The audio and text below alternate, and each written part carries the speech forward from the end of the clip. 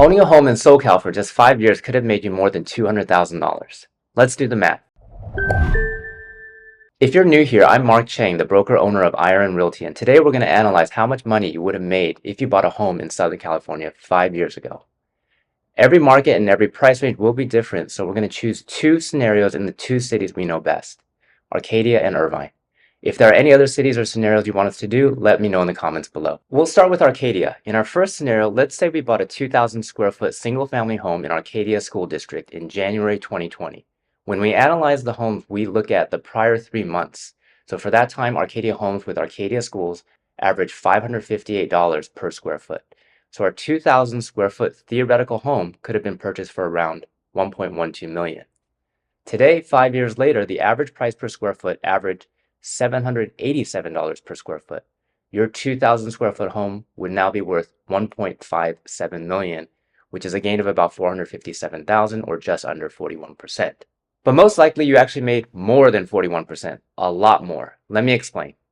When most people buy homes, they don't pay cash. Most people buy with a mortgage, and that actually increases the gains. We'll calculate this with two different down payments, 25% and 50%. To buy this home 5 years ago with 25% down, you would have had to invest just under $280,000, and you would have to get a loan of $838,000. For simplicity, we're going to assume an interest-only loan so the loan amount stays the same. So if you have a home value that goes up to $1.574 million and we pay back the $838,000 loan, your equity in the home is about $736,000. Remember, we only put in $280,000. So your investment went from $280,000 to $736,000 for a net gain of $456,000, or 163% gain over a 5-year period. Annualize that and that'd be 21% per year. Keep in mind, you would have had to pay interest and property taxes during this time, so we'll do a quick calculation there too. At 3.63%, our monthly interest payments for that loan would only be about $2,534.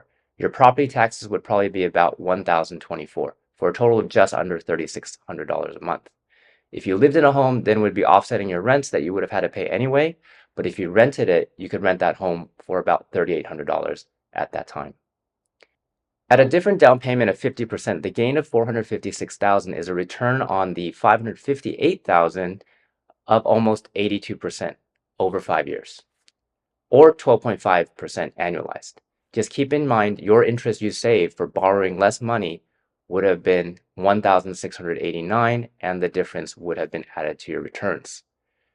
For an Arcadia townhouse, the numbers are similar. Buying a 1,600 square foot townhouse in Arcadia School District at an average of $455 per square foot in 2020 would be about $728,000. In January 2025, that same townhouse went up in value by $219,000 to $947,000, or 30% over 5 years. At 25% down, the return for 5 years would have been 120% or 17.08% annualized.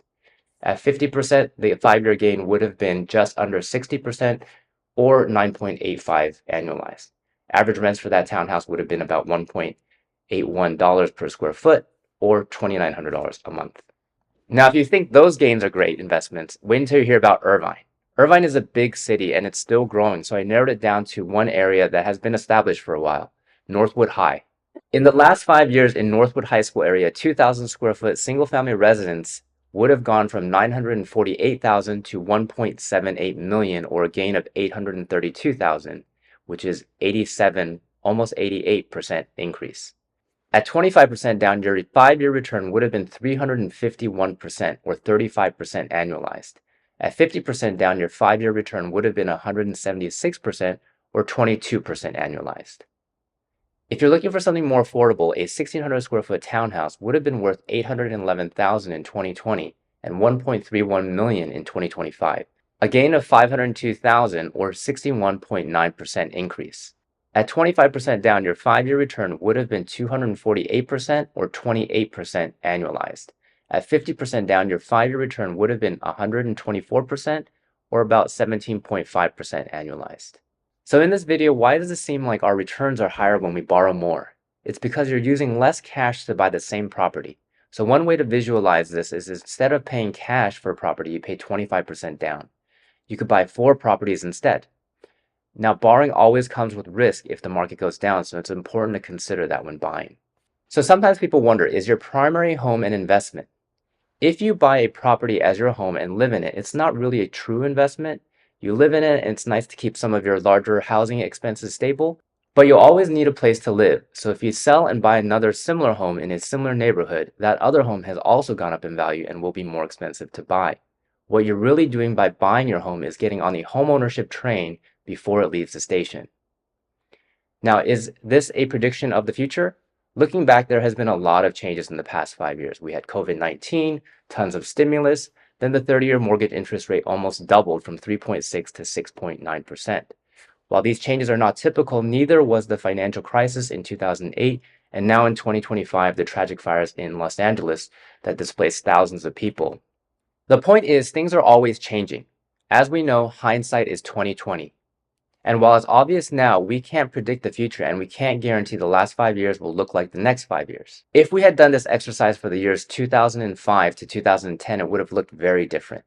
While you shouldn't use any of this information in this video to make any real estate decisions, it's sometimes valuable or even just entertaining to look back. Whatever decision you make and the factors you consider in those decisions, just know we're here to help.